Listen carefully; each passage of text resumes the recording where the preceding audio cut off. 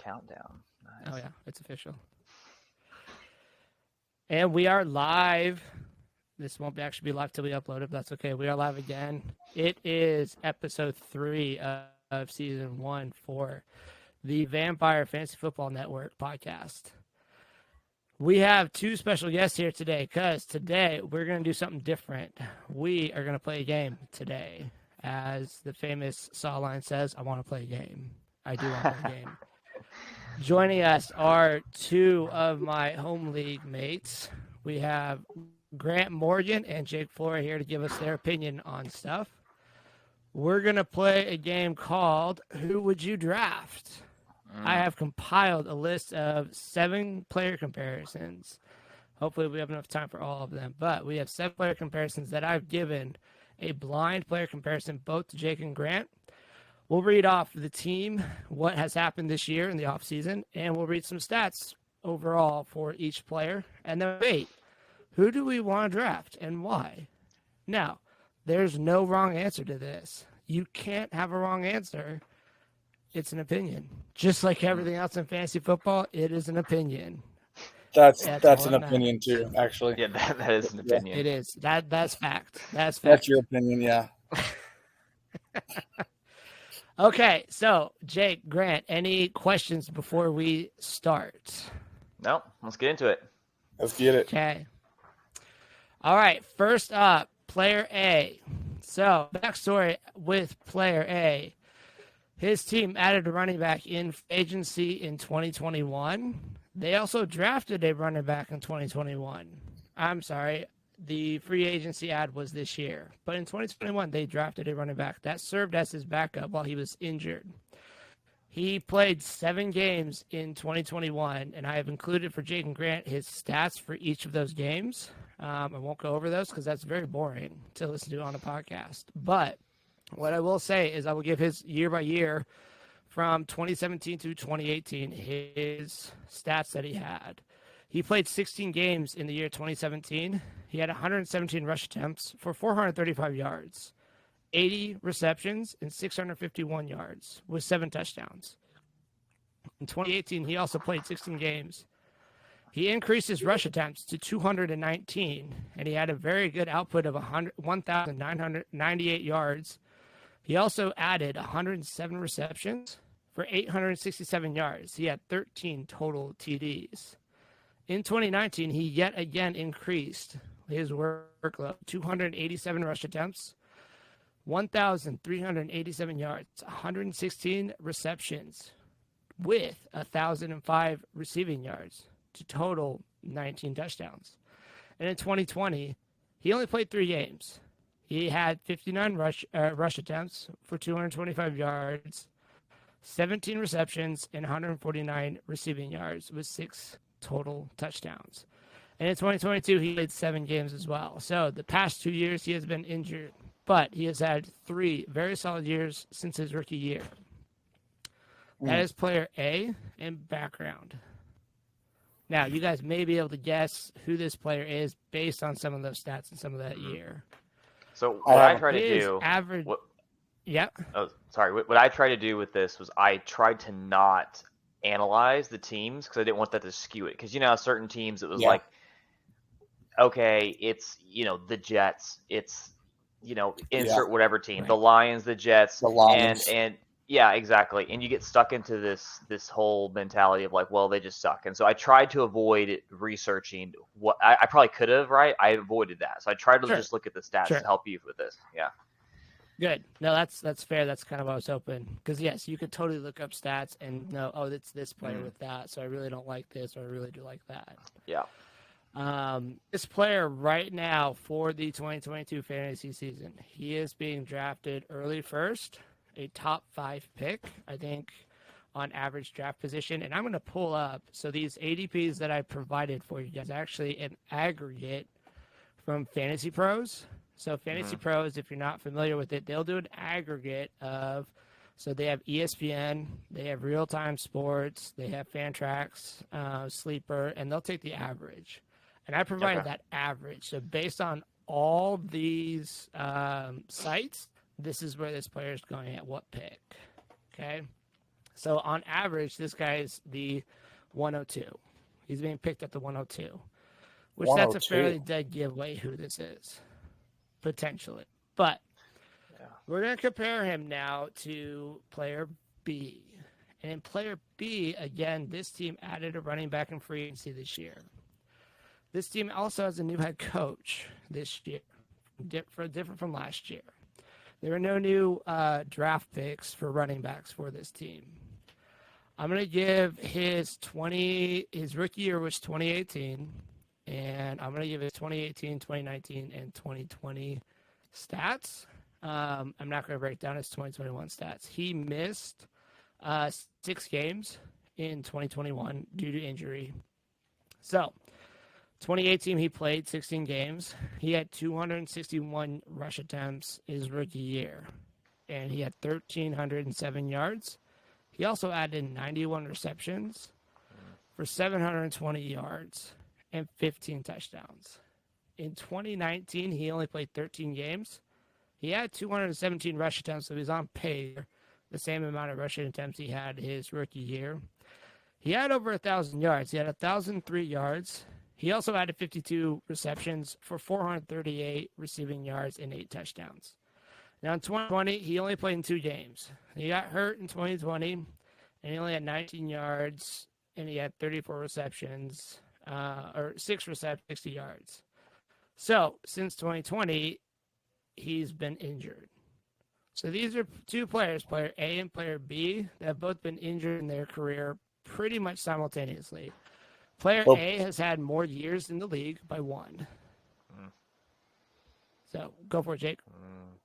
So player B, he didn't play 2021 at all? He played 6 games. He played 13 games. He missed 6 games in 2021. He missed 6, yeah. Mm-hmm. Versus player A played 7 games versus 13. Yeah. Now, player B, his ADP as an aggregate is at 22. Okay, that's taking ESPN, Tracks, Sleeper, a bunch of different sites. His average draft position is 22. Versus player A's average draft position is 2. So one guy you're spending a first-round pick on, and the next guy you can get in the second round. Those are the stats. So, on a blind compare, Grant, would you draft player A or player B?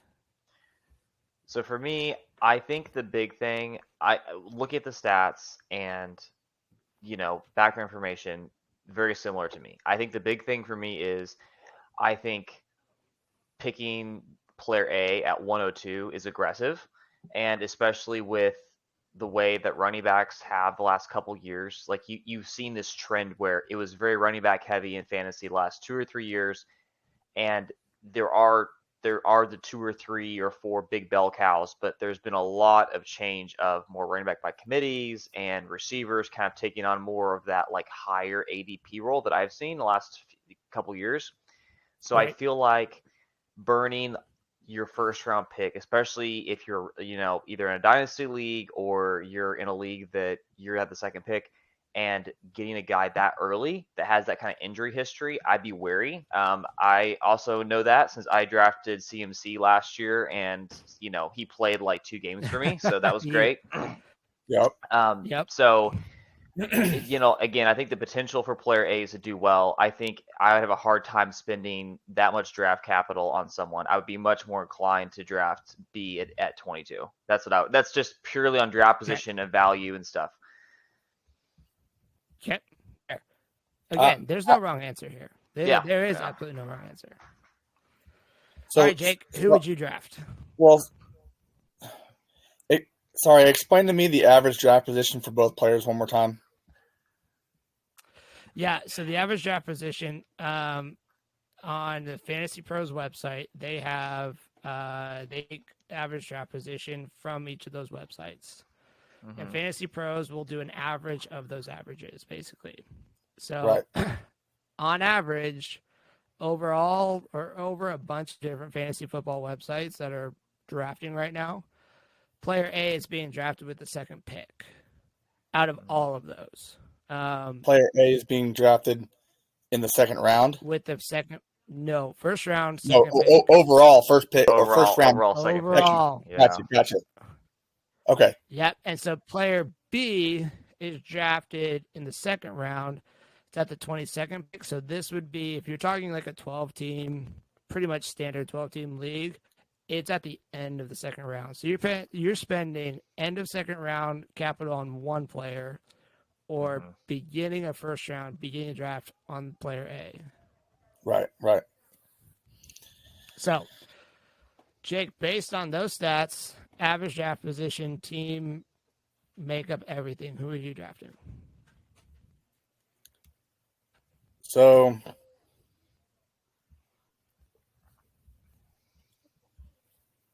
I'm not liking player A with his injury history right now. I think I know who player A is, but yeah. Let's say anything. I have flashbacks with Barkley as well.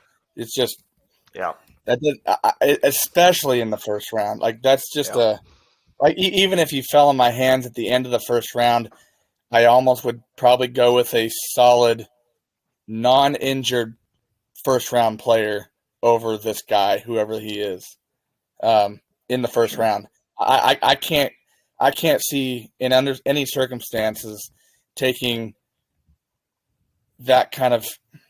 But see, he's not that old. He's not that old, and when 2017 was his rookie, right? Yep, he's been in 3 years that he's been healthy. He has put up some pretty substantial yards, both receiving and rushing. Right.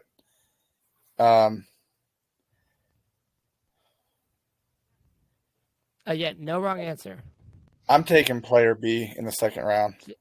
Taking player B. So both are taking player B. All right. Yeah. Grant, who do you think player A is? Since you already think you know. I think player A is Christian McCaffrey. Without you'd be correct. Yeah. Yeah. Player A is definitely Christian McCaffrey. That stings to know that. Yeah. So he is still this year being drafted at the 102 for most leagues. He's going behind Jonathan Taylor. Now, Jake, this is also going to hit a chord for you. Do you guys have any thoughts who player B is? Let me look real quick. He played last year, right? He got injured some games. Yep. I actually think it could have been Barkley, honestly, but I don't know. Honestly, I can't think of another big time running back that you're comparing the two that had an injury history like that. I'm probably missing someone obvious, but Barkley is the first one that comes to mind for me. Yeah, I don't really have a good guess, to be honest with you. I'm looking at some of these stats here. Saquon Barkley. Is it? Yeah. Nice. Player B is Saquon Barkley. So, I use these two as a comparison for trying to make a point here with this draft. You know, Grant, I think you hit on some things that I was thinking about as I was creating this, where drafting Christian McCaffrey, it's a home run hit if he stays healthy. Like, that's a league winner right there. He really is. But in the first round, that type of pick can lose you your league this year. If he goes injured, that's the type of pick that it's going to lose. It hurts when he's out for the year. And Barkley doesn't have the same injury history. You know, he tore his ACL in 2020, which is why he only played the 2 games. But he was back for 13 games last year, and he was starting to – back to what he was. But this is a year removed from that ACL injury. So you could get a Barkley at the end of the second and be a little more safe and not take the risk as you would a CMC. That's really the first comparison. I wanted to do kind of 2 big name things, to kick us off here as let's get into the thought of this. So, that's really interesting going off that blind because, if you just came at it like, okay, who you taking, Barkley or Christian McCaffrey, and the name resonate, and the name only resonates with you. Correct. Not too many people are taking Barkley over Christian McCaffrey. Yeah. But when you point out these stats like that with the injury and all that, that matters. Those injuries matter. No, it does. I think the biggest thing that I see is the discrepancy between the draft positions. I can get Barkley at the end of the second potentially, and not have to take Christian McCaffrey in the first. Right. I mean, I agree. So they kind of leads me to the next. Fun. So do you want to do another comparison, or do you want to talk about? Because I had some questions about that. So do you want to go and do some more comparisons, or do you kind of want to talk about receivers and running backs and draft position a little bit before we move on? No, let's talk about it. Let's have some questions. Let's talk about it before we get to more. Okay, yeah. So I think you guys are probably a little more well versed in fantasy than I am. So I've been seeing though is, I've been playing for fantasy for 6-7 years. Overall, like it's I won another league a few times. Obviously in our league, I've been a trash can, right? I think I've gotten 4th place one time, and that was it.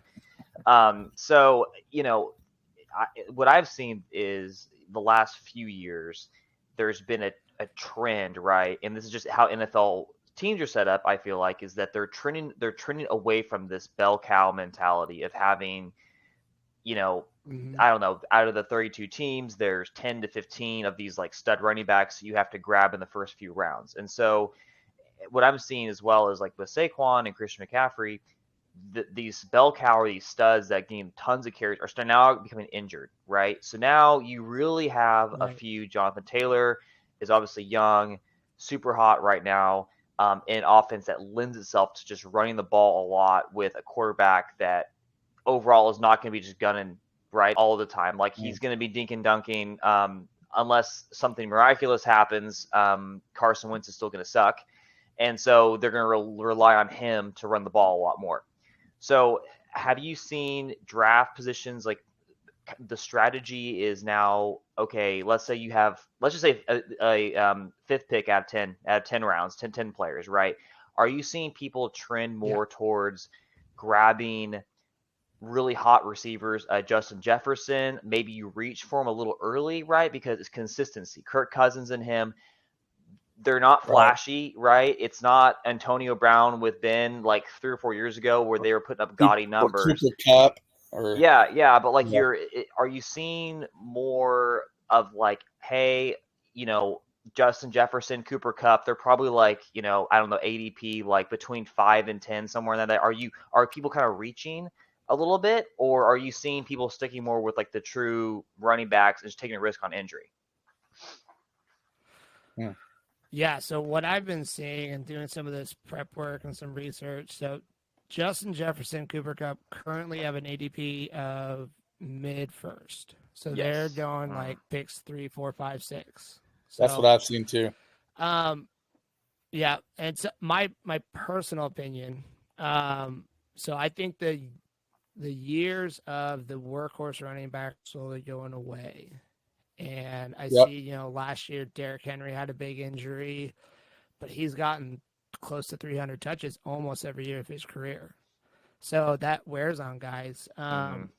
Bringing back up Barkley for a second, with the new head coach, he could almost get like a DeMarco Murray role. This is his last year of his contract on his rookie year. We have a new head coach for the Giants, and they could just let him loose, not care, and just let him go to another team next year. And he's not the same player then.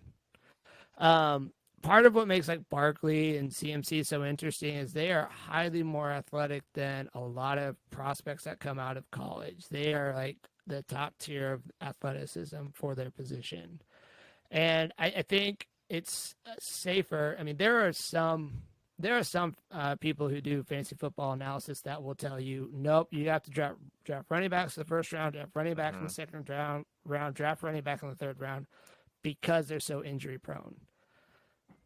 When you do that, though, in my opinion, what if Justin Jefferson, what if you're drafting at the 106 and you could get Jamar Chase or Justin Jefferson? What if one of those two, or even Cooper Kupp, what if one of those three fall to you? Are you going to say, I'd rather draft Austin Eckler versus Jamar Chase? I mean, because that could be a real choice. Eckler typically goes off in like the 3rd, 4th pick of a draft, but he might fall too. I know in some I of the. think it depends. I know in some of the some of the drafts that I've done at number 9 in the first round, I've had those exact choices.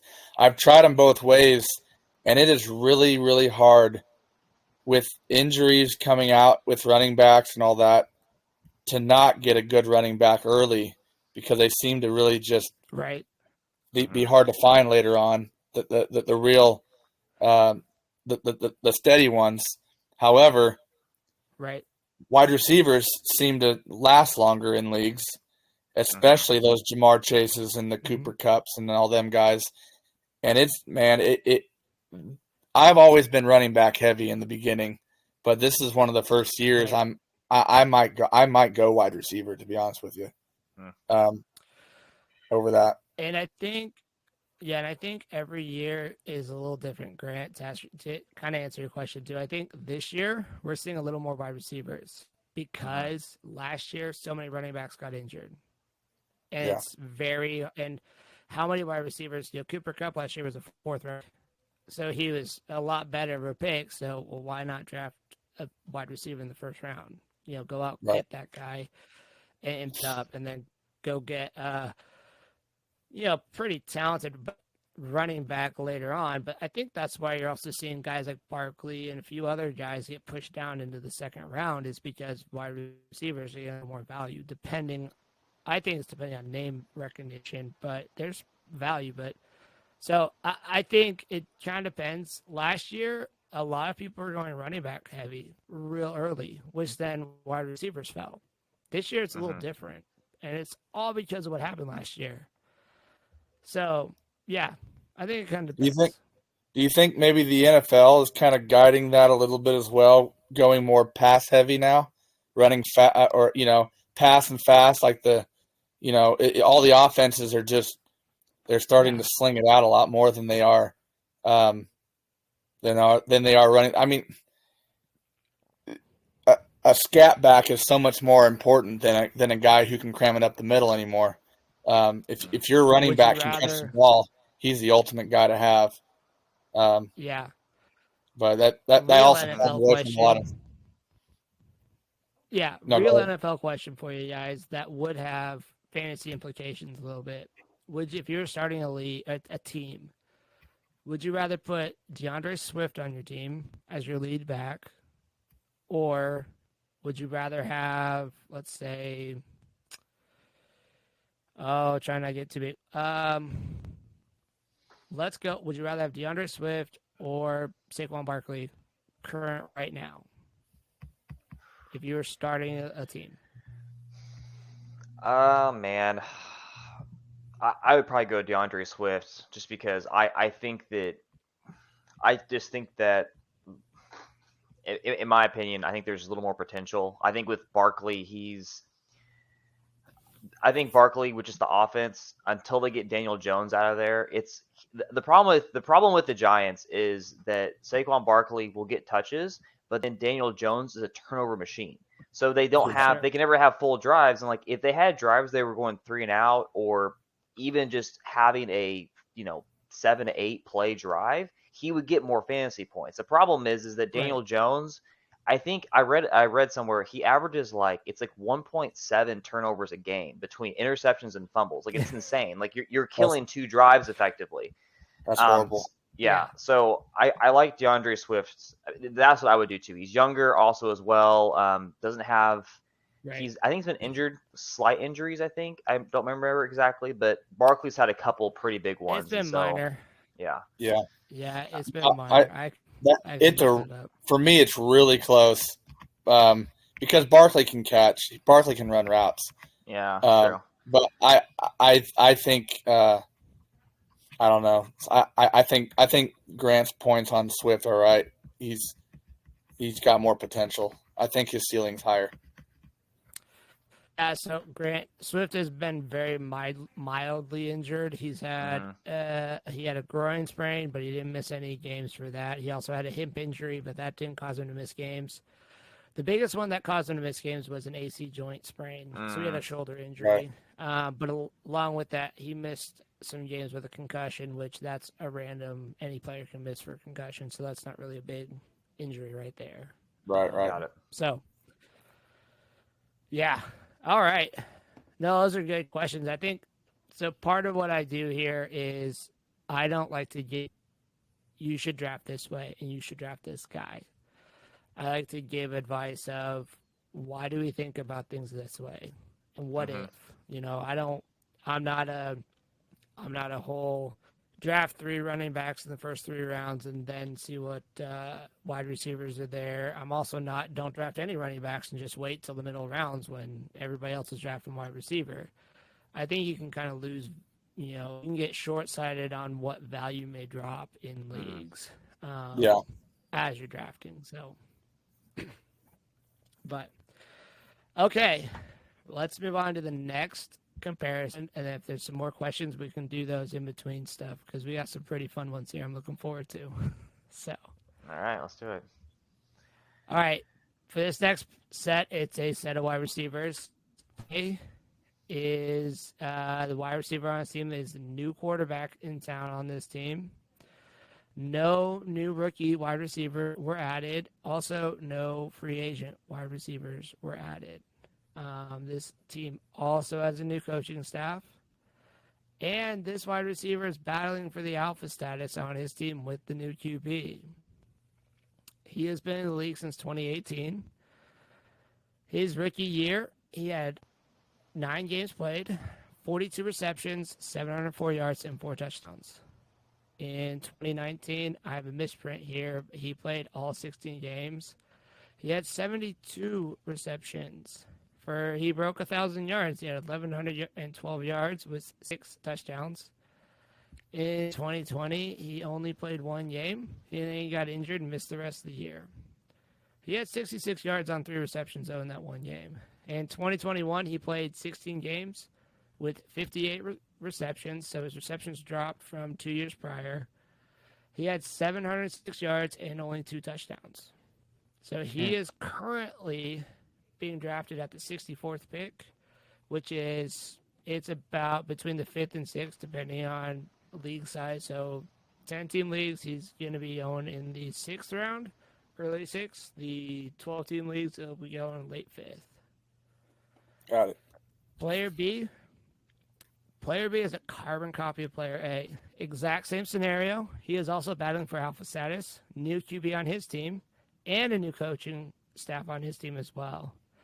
He has actually only been in the league for 2 years, though. So in 2020, he played 14 games, and he had 52 receptions with 856 yards and 3 touchdowns. 2021, he was injured. He only played for 5 games. He had 38 receptions and only 467 yards with no touchdowns. This player is actually going in the same kind of area that Player A is going in. He's going in average of pick 66. So again, closer to the middle of the 6th round if you're in a 10-team league, and probably the late end of 5th round if you're in a 12-team league. So, Jake, I'll start with you on this one. Who would you draft, Player A or Player B? Yeah, so I like so Player B is definitely a younger player. So he's going to have – I mean, not by a lot, though. So the by 2 years. Only by 2 years. Player A has a pretty decent rep going on here, except for his injury in 2020. He played all 16 games in 2021, but that's the first time he played all of them. No, he also did in 2019. I mistyped that one where in 2019 he did play 16 games too. Okay, gotcha. Yep.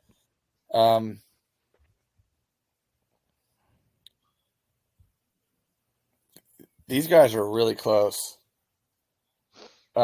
which kind of makes sense. If they're drafting close together, I see why. This is a real who are you picking and who are you going to pick come draft time. This is a real life scenario potentially for people in drafts of these 2 players are right there and who do you want to draft? Right. Man, this is tough without knowing who their quarterbacks are or their team. But like you said, they're both new quarterbacks, both new coaching staffs. I'm taking Player A. Almost, I mean, for the most part, because of veteran status, experience. Okay. Grant? See, I like Jake's points. He's got, I think all those I agree with. I'm actually probably going to pick A just because, or I'm sorry, B. I'm going to pick B because I think that him only playing for 2 years, his floor, his rookie year was a little under 500 yards, and then second year it's almost 900. So I feel like with the games played and receptions, you can see based upon his receptions to yards, like he's getting a lot. I mean, he's getting 13, 14, 15 yards a reception, right? So he's getting big plays. So I feel like the for me, like 5th or 6th round at this point, hopefully I've had a couple of running backs, I have a couple solid receivers. You know, at this point, I'm trying to fill in like a gap on a flex guy that's just going to make some noise. So I would do B. I probably would do B just because the potential for him being like a value pick is higher, and in my opinion, than A. But they're both very close. I totally see that too. Well, especially if you're counting in, you know, you look at his progression. It's only 2 years, but his progression's fantastic from 1 year to the next. And yeah, I totally get that. I guess I consider player A slightly safer, but I don't know. No, that's tough. That's real close. Points. So I'm just gonna spoil who these are. Player A is Courtland Sutton. Interesting. Oof. Wow. Player B is his teammate Jerry Jeudy.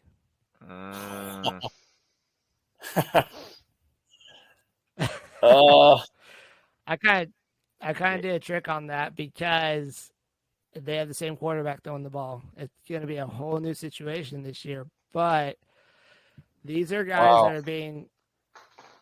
So who you talk to, who they like. That's funny because I've actually had.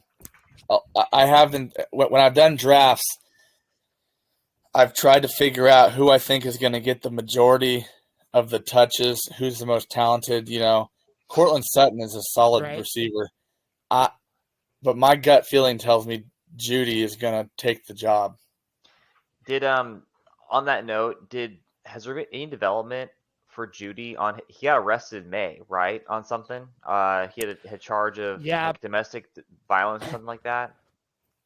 Yeah, that was all dropped. Everything's all like there's no charges or anything coming. So that was dropped, I think, early June. Okay. So there's no looming suspension or anything for Jeudy. So as of right, I try to keep like those types of things out of this. So he's outside of injury or a different legal mistake that players have. These are both wide receivers that are looking at, you know, being assuming they're going to be playing all years. Yep, taking that assumption. So. Got it. Okay, cool. Yeah. Yeah, I think that the Broncos are a very interesting case because I feel like they suffered from bad QB play for, you know, since really Peyton left, honestly. And I think that, I mean, for just AFC West, which is a whole other football discussion, is not related to fantasy, but that whole division is going to be just stupid good. So I think the Broncos are going to be. The Broncos are going to be really freaking good. So and the thing is I think people have mental block on Broncos receivers. So I'm really curious to see how these guys fall in drafts, because to be honest with me, Broncos receiver instantly, I'm like, no, like I'm not Evan, right. Or someone else who's like a homer. So to me, it's, you know, in general, same with like Jets. I mean, I have bias, right? Like Jets receivers or, even Giants, really, to be honest with you, Jets or Giants or like the Broncos, like they're just certain teams that just don't have solid QB play, and I've never picked them. But now with Wilson being with the Broncos, like these guys are going to be studs. Yeah. Right. Well, so Grant, to your point, real quick, Jake, Grant, to your point, when you're saying, you know, you're picking player B as that, you know, could be a wide receiver 3 flex. If Jerry Jeudy is your wide receiver 3 or a flex spot, I don't think you're, you know, worried too much about that draft construction there of your team. Same could be said for Courtland Sutton. Like, if that's how you're building your team, which is also why I took names out of this, we're looking at what has this guy done, and that's your roster construction of like, this is what I'm looking at doing. So, and you said these guys are falling in the 5th and 6th rounds. Averagely, yes. Now this could come up because I didn't mention that their teammate Tim Patrick is out with an ACL this year, so that means there's less wide receiver competition. Right. Now they have some interesting guys like KJ Hamler and a few other guys that could still get some time and be kind of breakouts, but there's a clear, definitive who's the 1 and 2, and who's the one. I can't say for certain. Is it Sutton? Does he play that DK Metcalf role for Wilson? Do they even have the same, offensive scheme because it's a different head coach than what's in Seattle? So I can't say Sutton's going to be DK Metcalf because that's not fair. Similarly, Judy's not going to be Tyler Lockett either. But both guys are also guys you wanted to draft. So, well, to your point right there, Tyler Lockett and DK Metcalf, when Russell Wilson was throwing them the ball, are completely fantasy relevant in every way. Right. I mean, you're playing those guys all the time because of Russell Wilson. So I would, regardless of how they scheme for the Denver Broncos, because of Russell Wilson, I'm drafting both those guys, Judy and Sutton. We'll just have to see who breaks out to be the number 1, but he might split it with them, and they both might put up wide receiver 2 numbers. We don't know. Yeah. Oh yeah. That was a fun one. I was looking forward to that one. Yeah, it's good. It's good discussion. I like that a lot. Oh yeah. Yeah. All right, we have pretty two contrasting guys here coming up next. Player A has only been in the league for 2 years. He's coming up on year 3. His team did draft a rookie wide receiver this year. They have several wide receivers behind him battling for that 2 and 3 position. He is the wide receiver 1 for his team, though. Player A also has a new quarterback this year. I did not mention that in there. I forgot to mention that. But Player A does have a new quarterback this year. So in 2020, his rookie year, he played 8 games. I believe it was 8. It honestly could go back and look. But he only had 40 receptions. He had 500 yards and a touchdown. Now in 2021, so last year, he played all games. He had 88 receptions for 1,082 yards and 6 touchdowns. Okay? His average draft position, he's going off the board at pick number 38. So if you're in a 10-team league, he's going at the end of the 3rd round. Now, I'm going to put this guy as a caveat because I have seen him go as early as late 2nd round. So I think he's going to start jumping from that ADP that we have right now. But to compare him, I have a totally different type of wide receiver here. This guy's been in the league since 2014. He does have a new head coach this year, but the same quarterback. So he is this team's number 1 wide receiver. There was a free agent wide receiver added. No rookies, I don't believe, were added to his team. I'm not going to bore you guys with telling you all of his stats since 2014, but since 2014, except for 2019, his lowest receptions was 68. He has had 68 or more receptions a year. He has not topped 1,000 yards in each of those 8 years. And his highest touchdown in a year was 14 last year. He's had 4 out of his 8 were double-digit touchdown years. His lowest touchdown year was in 2015 when he only had 3 touchdowns. Player B going off at an average of ADP of 27. So end of 2nd round. Actually, no, 27 is going to be, if you're in a 12-team league, that's early 3rd round. But again, he is also kind of a little bit around that end of second, early third round is where I've seen him go.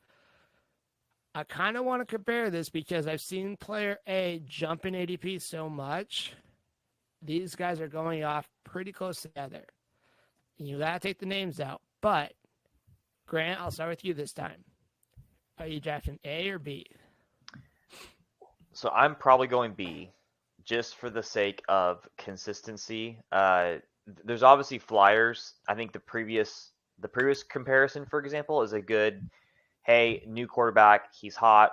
We know Russ Wilson's good. How are he going to shake out? But with these guys, same quarterback. Try not to analyze and think in my head too much who this is. I think I have an idea, but I don't know. My thought is same quarterback. Chemistry's been the same. You've got 7-8 years of 1,000-yard plus.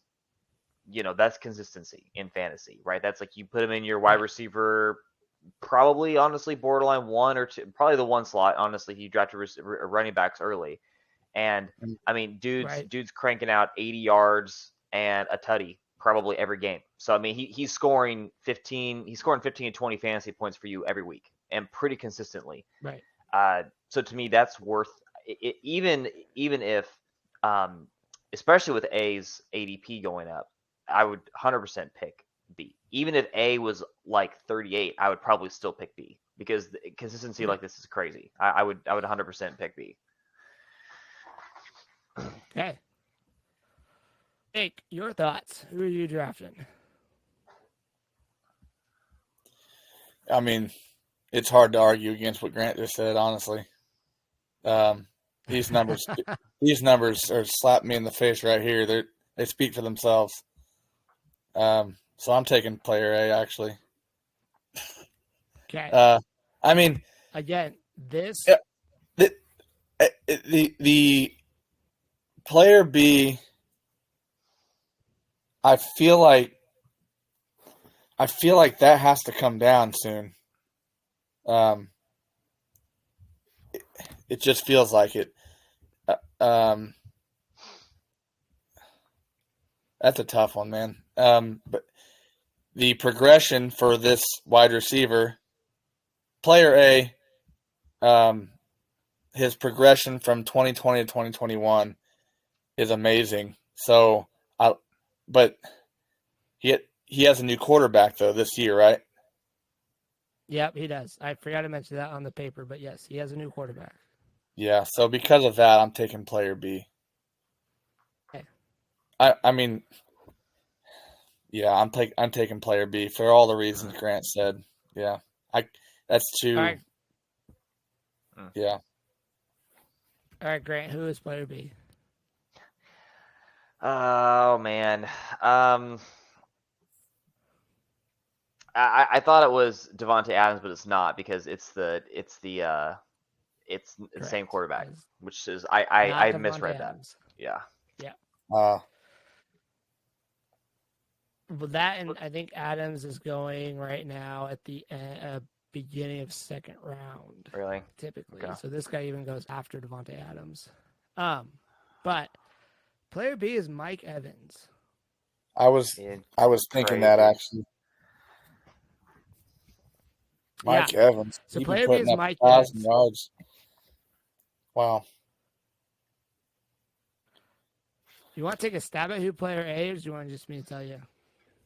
Because he is starting to jump Mike Evans. He's been in the league for 2 years. I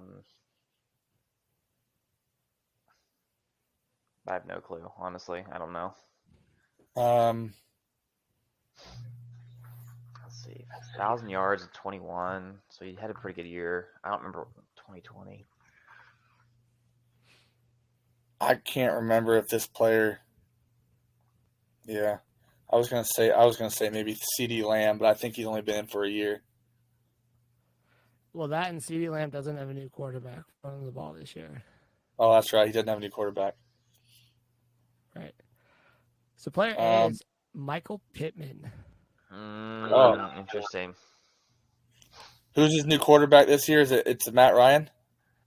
It's Matt Ryan. Mm-hmm. So I feel like Michael Pittman, now, I love Michael Pittman personally. Like, I think he's going to have a fantastic year.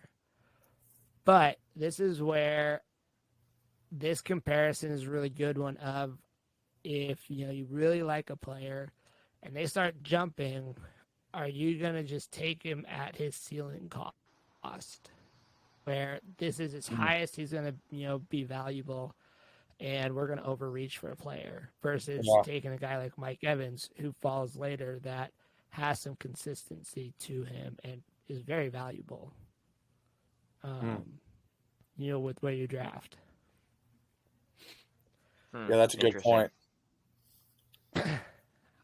Again, I've seen Pittman jump ahead of Evans in drafts. Now, part of that I think is due to at the time of the information we know, Brady's just now saying he's coming back to the team for whatever unexcused or unknown absence that he's, had from the team. But Tom Brady's been in the league for how long? And yes, his eventual end in what he does is coming. That always comes to players. But Mike Evans has also played with quarterbacks that were not Tom Brady and still put up 1,000-yard seasons with other quarterbacks that were not as good. Jameis Winston. Yeah, I agree. Yeah. Yeah. So that's kind of why I chose those two right there is Michael Pittman. Everybody loves the shiny new toy, and he's Matt Ryan throwing in the ball now. So everybody's like, oh, Michael Pittman's the next Julio Jones because look what Matt Ryan did with Julio Jones. And I'm not saying people are wrong, but if we're going to overdraft somebody, we have to be willing to just say, okay, I'm going to just let Sales overdraft that guy and not go after him. At least that's my opinion anyway. But, all right. You guys want to keep going, or you got another topic to talk through real quick? Yeah, let's keep going. Yeah, I'm in. All right. We got a pair of running backs real quick here. These guys, fairly similar, but it's an interesting thought process when you take the name out again. So, player A doesn't have any new running backs that were added this year to his team. He is competing with another player in the backfield for touches. He has the same quarterback, the same head coach from the last season, okay? He's only been in the league. This is his third year, coming up on his third year. So, in 2020, he played in 11. He had 46 attempts and 242 yards. His rookie year, he only had 2 receptions and 21 yards, but he had 2 touchdowns. In 2021, he played all 17 games. He had 187 rush attempts and 803 yards. He had 34 receptions and 314 yards with 7 touchdowns. His ADP, his average draft position, is at pick 60. So if you're in a 12-team league, he's going middle to end of 6th. But if you're in a 10-team league, you could probably get this guy potentially in the 7th, late 7th. And player B, he is almost in the exact situation where no new running backs added. He competes with another player in the backfield for touches. He also has the same quarterback and the same head coach. He has been one year more than player A. In 2019, he played in 15 games. He had 86 rush attempts for 455 yards. He had 15 receptions, 107 yards, and 3 touchdowns. In 2020, he played in all 16 games. He had 101 rush attempts. He also had 435 yards, so his yards per attempt went down from 19 to 20. He had 28 receptions for 193 yards. He had 5 touchdowns, though. And it's 2021, so last year, he played in 15 games. His rush attempts went up. He went up to 130. He had 719 yards. He had 39 receptions, so his receptions every year have gone up. He also had 337 receiving yards, and he had 2 touchdowns. His ADP for for player B is 81, spot 81. And again, this is a average of multiple websites where they're being drafted. So one site could be a little off on this, one site could be more. But taking the average of where it's being drafted on several sites, it's at 81. So you're talking a 7th, 8th round. So Jake, I'll start with you again. We'll kind of flip-flop here. Who are you drafting, A or B? Okay. So they have similar situations here. They got they don't have any new competition, but they are competing with another player in the backfield. Both player A and B are. Correct. So based on these stats, I do like the progression for of B over the last 3 years, but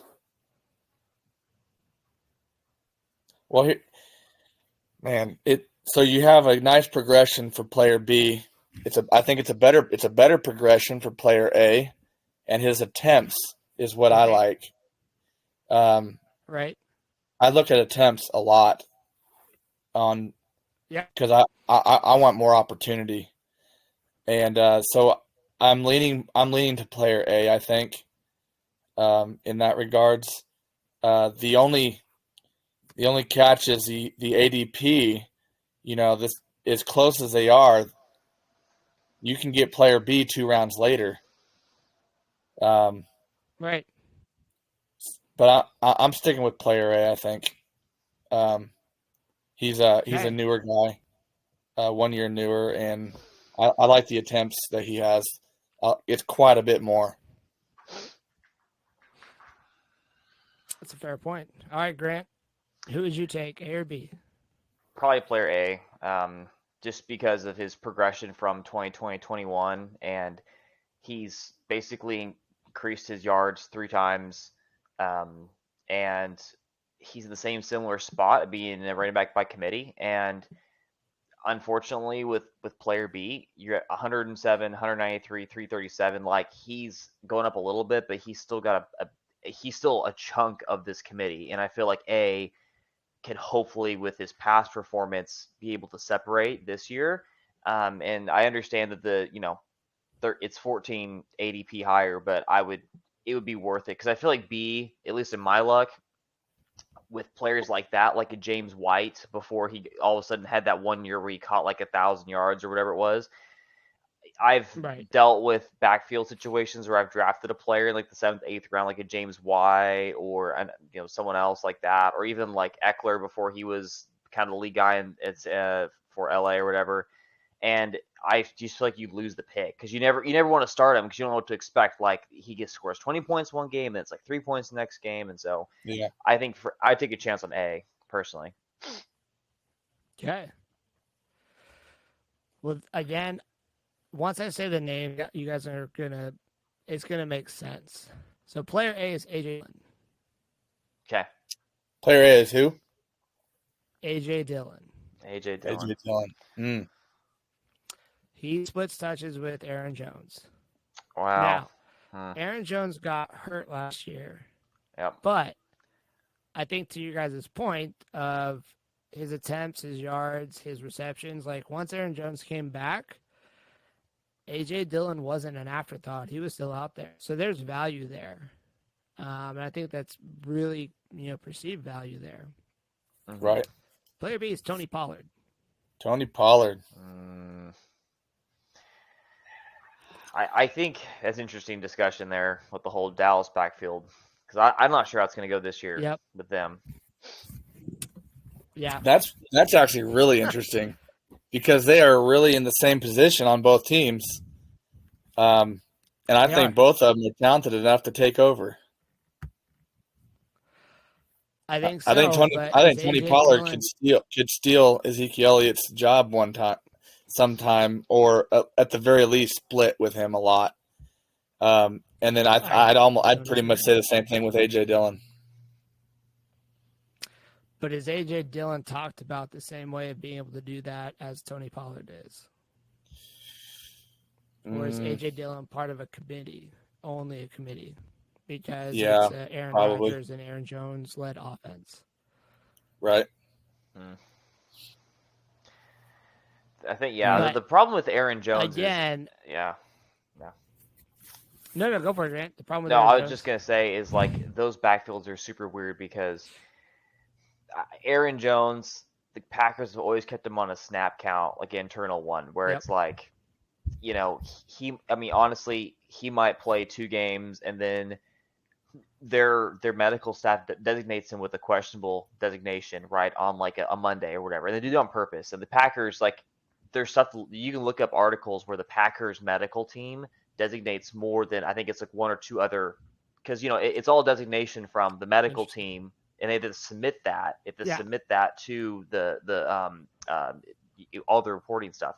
So you can look up articles where the Packers medical team, it's like the 2nd or 3rd highest designations of any player. So they do with a lot of these players like Devontae Adams and Aaron Jones was they were, get them questionable. They would kind of, really kind of ease them into practice that week. And then some games Aaron Jones would have freaking 25 touches, right? And then some games he'd have 5 and A.J. Dillon would crank off. And then he'd get injured and stuff like that. So, but then that's like a very rational approach. And then the Cowboys are in a weird spot because, good old Jerry paid Ezekiel Elliott all that money. So now he feels like they have to play him, right? And McCarthy's obviously like, gotta do what the owner's going to do. And I think he would probably do it differently, to be honest. But Jones like, hey, I paid all of these guys money. I want them to play.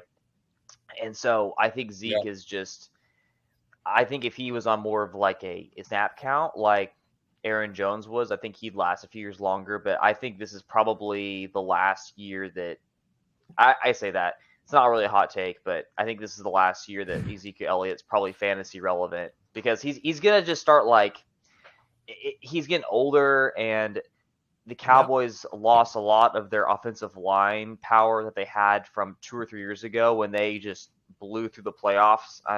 It's been 5 years? Dak's been there for 5 years and Zeke's been there for 5, I think. I think so. So, their O-line looks way different. I think Dak he's throwing the ball a lot more. If you notice, he's getting more comfortable. He's throwing the ball a lot more. I just think Zeke is going to start. He's not a good blocker either. So I think he's going to start transitioning.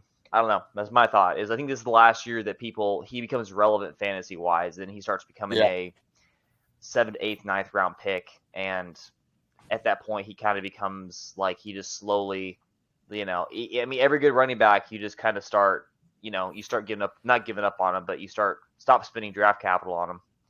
Yeah, for sure. Yep. And we're already seeing Zeke's draft capital drop into the 3rd round, I think, this year. Some have still taken him in the 2nd. Mm-hmm. So we're already, I think, seeing that.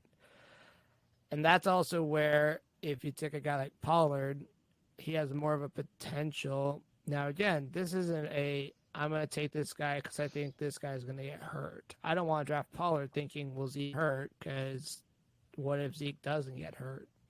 We have to think the range of outcomes of if Zeke never gets hurt this year, is Pollard more limited than A.J. Dillon? So there's more value there too. So yeah. I will say I was at the game last night, and the TCU receiver. I'm sure you heard about him. He returned a kickoff return and a punt return yesterday. Oh, wow. I did hear about that, yeah. Yes. Dude looked really good. I don't remember. I need to look up his name. Hold on. Let me look at my roster. Let's see, too. His name is... Nope, that's not... Hold on. Do with the Chargers? I'll look... No, for the Cowboys. So, the Cowboys. Yes, yeah. And so he played... Oh, it's Cavante Turpin. That's who the guy's name is. So it might be a situation where... he's obviously like the practice squad, and I don't know if he's now going to be the main guy, but he returned a kickoff and a punt return. He looked really damn good. So I don't know if it's kind of interesting thought, like he could be like the all-purpose athlete designation. So maybe he's worth like a super late flyer, or if the Cowboys are playing defense or special teams and you're looking for more defensive efforts. And I don't know, because the guy, he returned 2 kickoffs in a game, and I haven't seen it happen since, freaking Devin Hester. I mean, it's nuts. So yeah, it's been a while. Yeah. No, that's good points. And again, stats tell you part of the story, I think. And, Grant, what we see on the field does tell you the rest of it. And we kind of have to be able to match up what do the stats say versus what are we also seeing to see if there's a discrepancy with what we're viewing. And I think there are a lot of times the analysis that we get look at one or the other. The guy had this stat. Well, great, but he only played for, half the game. Yeah. And if he's only getting half the game, why are we looking at that? And again, you could have it the other way around too. So I think we always have to be careful. Are we looking at just stats or just what we see? And if we're careful with how we're trying to match all that up, that's where we build a better story and narrative about who we like, why we like them, and the reasons to like them. Yeah, good point. But all right, we got 2 more comparisons here. We're gonna kind of go through this a little quicker. I'm going to be on a time crunch here in a little bit. Okay. I was asked to help with a different fantasy draft that I'm not a part of, so I will be doing that. Man, look at you, all busy. I know, huh? Yeah, it is the busy time of year, but it's the best time of year, is it not? Yeah, that's right. You can start invoicing for your time, I know. I do. I really do. That's okay. All right. Second to last one we have here. This is going to be a fun one. I'm excited to hear your thoughts on these 2 players because without knowing the names, you can't have an assumption of, what you hear narrative-wise. But player A is not coming back, but he is with the same team that has the same head coach and the same quarterback. Player A is seen as the second option of the wide receiver on his team. There is talent behind him, and the wide receiver that's the wide receiver A on that team is a very talented wide receiver. Player A has been in the league since 2017. He only played 10 games in 2017, and he only had 95 yards. So his rookie year is kind of a lost year. But after his rookie year, he has played in 15 to 16 games every year. His lowest receptions was 2018 at 43. 2019 and 2020, it was 49 receptions and 48 receptions. Last year, it spiked. He had 76 receptions. Now in 20, he had 1,000 yards. In his previous year, 2018, he only had 600. And 2020, he only had 700 yards. But last year, he had 1,100 yards, 1,146. 2018 was where he had his big touchdown performance where he had 10. Last year was his second at 9, so 1 behind that. Other than that, he's only had 2 and 5 in 2019 and 2020. This player has an average draft position of 52. So pick 52, you're talking beginning of 5th round. Yep, 4th round, 5th round, depending on your league structure. Player B is also the second of their team. They also did not bring any new wide receiver depth over from free agency or in a rookie. He has a talent of wide receivers behind him, but his wide receiver A is very talented as well. 2020, he played in games, 67 receptions, 908 yards with 6 touchdowns. Last year, he only played in 14 games. He had 74 receptions, almost 1,100 yards, 9 yards short of 1,100. And he also had 6 touchdown receptions. His average draft position is at 33. So you're talking beginning of 3rd round versus end of 4th, beginning of 5th. Grant, who are you taking with player A or B? Man, that's a good one.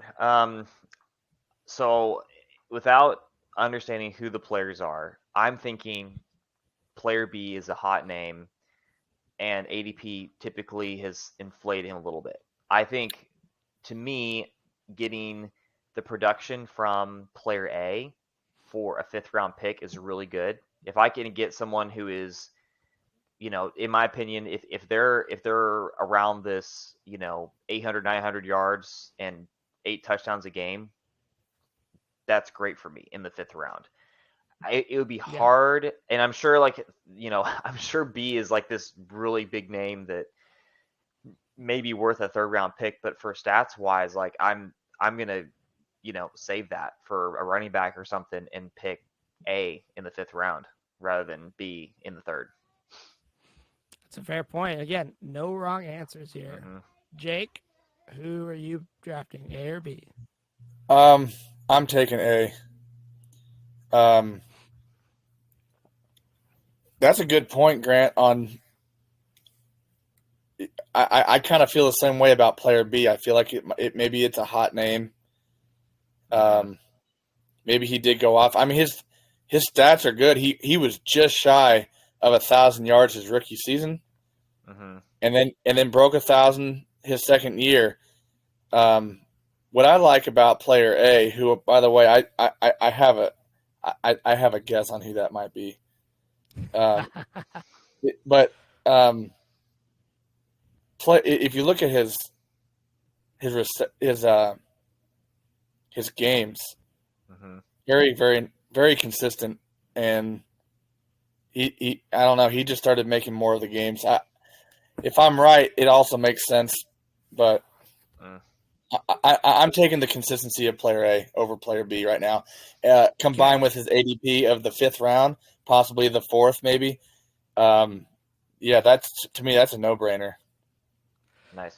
So in that position, depending on your roster construction, you're able to take him whether, depending on how you drafted, you could have player A as your 2nd, potentially 3rd wide receiver on your team. Yeah. Depending on how you drafted. So, Jake, who do you think player A is? I think player A is Mike Williams with the Chargers. You'd be correct. Player A Nice. is most definitely Mike Williams.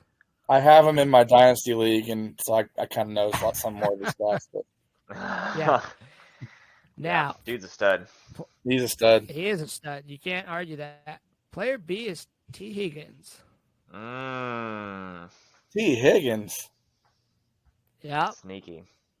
That is sneaky. I think the ADP, because Joe Burrow has, and you'll see Burrow go a lot higher, I think, this year, right, than previous years. Oh, yeah.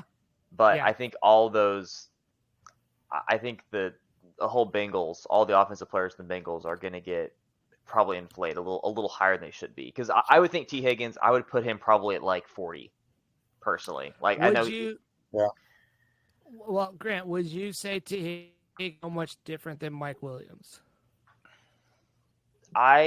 So the reason why, man, so I'll be honest. I don't see a lot of difference in terms of both quarterbacks are studs.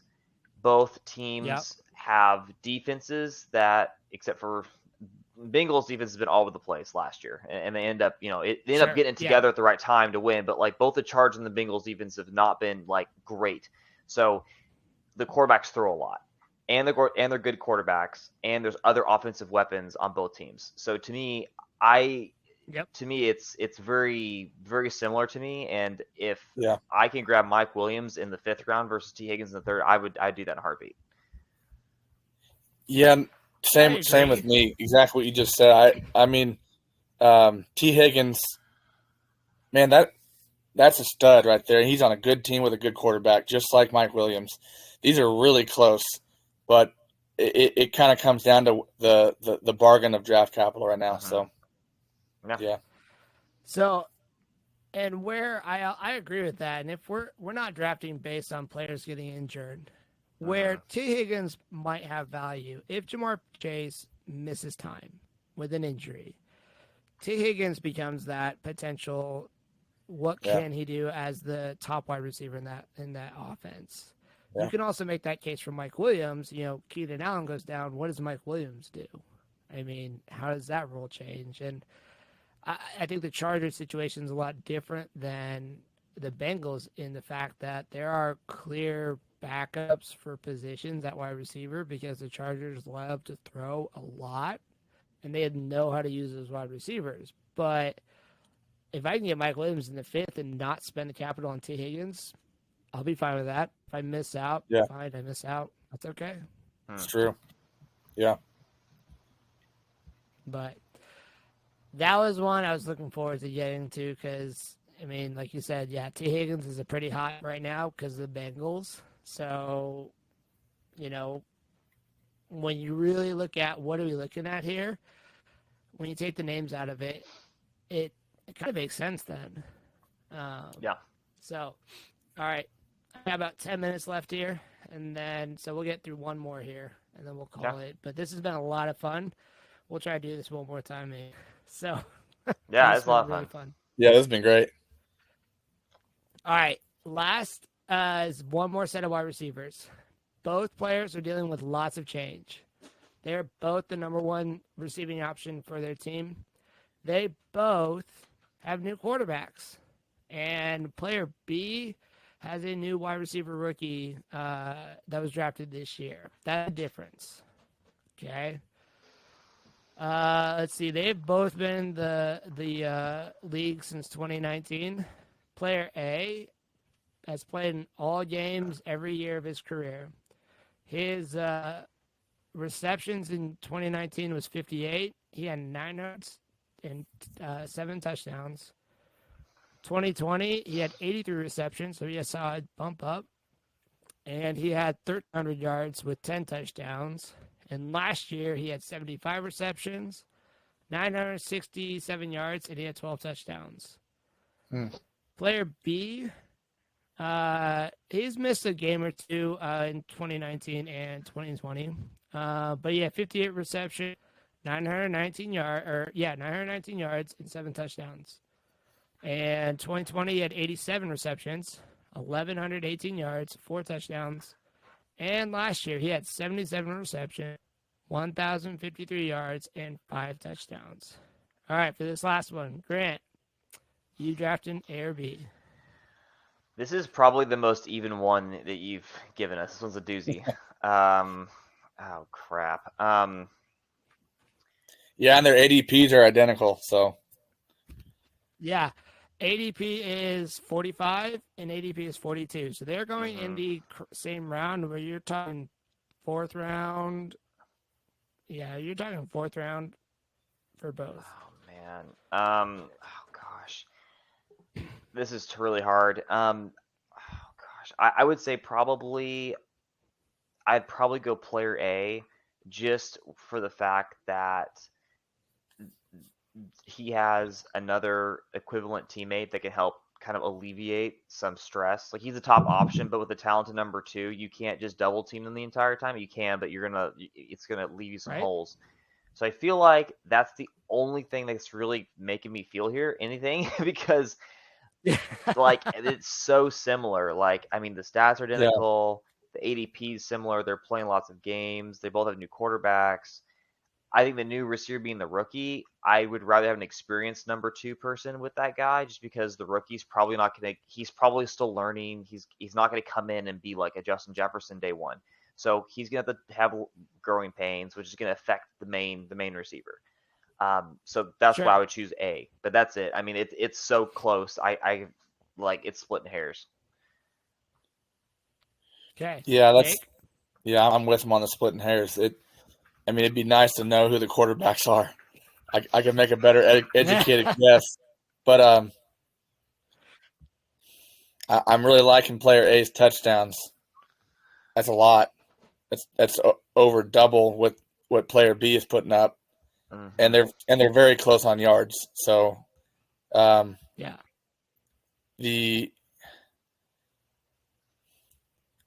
taking player A as well. For the hair splitting for me is similar to Grant's in that I'd trust at least a semi-veteran quarterback, whoever that might be, over a rookie on his rookie year. Could be way off on that, but that's just with the information I got. That's what I would go with, player A.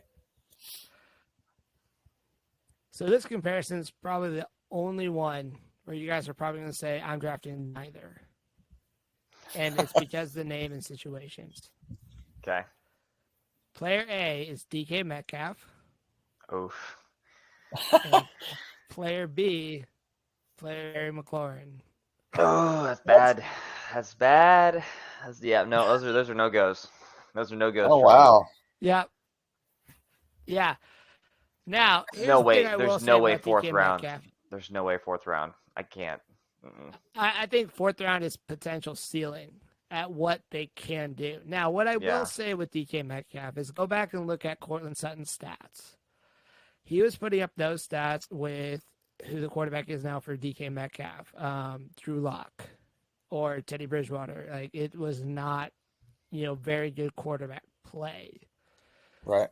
So I think there's potential with Metcalf. And I'll make an argument for both of them here.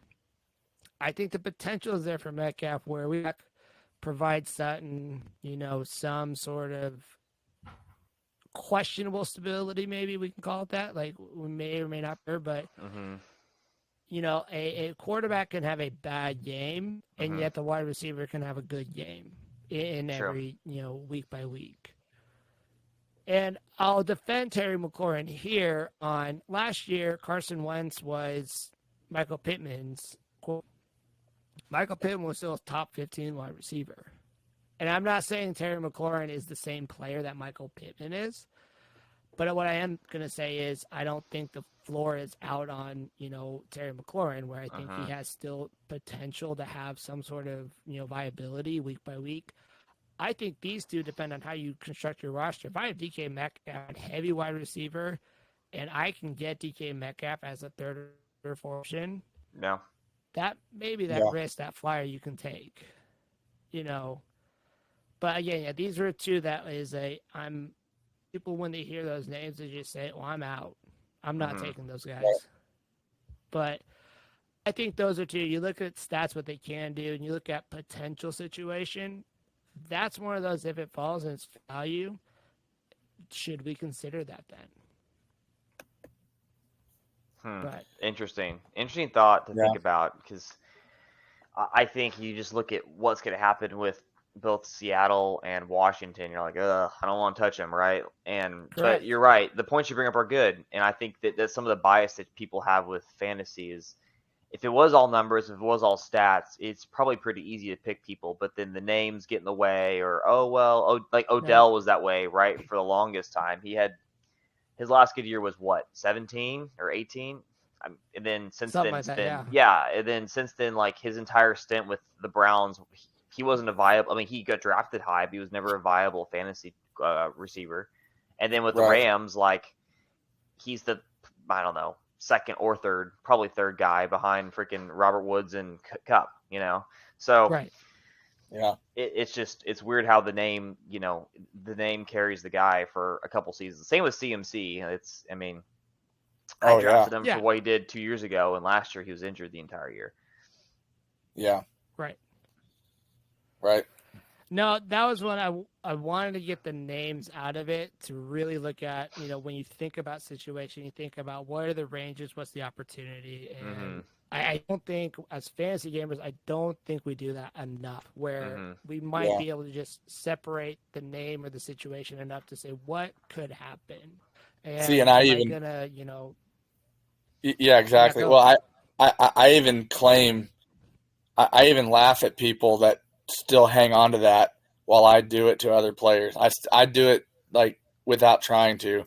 I can let go of some names because I understand their stats, and then other ones I cling on to them even though I know it's a name. It's a name recognition that he did, like CMC. It's really hard to pass up CMC. Yeah, that still sticks in my mind. He's a stud, but look at the stats. I mean, there might be a better option. So, or at least for where he's going. Yeah. Absolutely.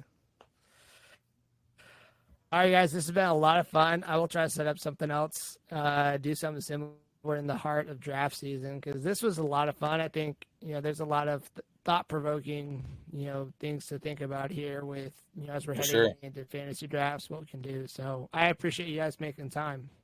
Yeah, dude, no problem. And our draft for this league is a week It's like a week from today, right? Correct. Week from today. Okay. Yeah. Are we gonna do?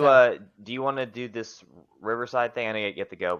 You can do that. I like this. This is a good platform. I like it.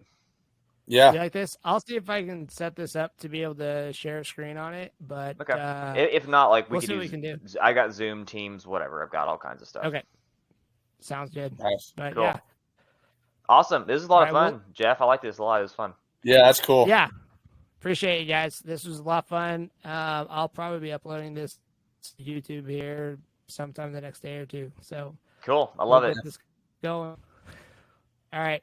We'll see you guys. Take care. All right. Talk to you later. Bye.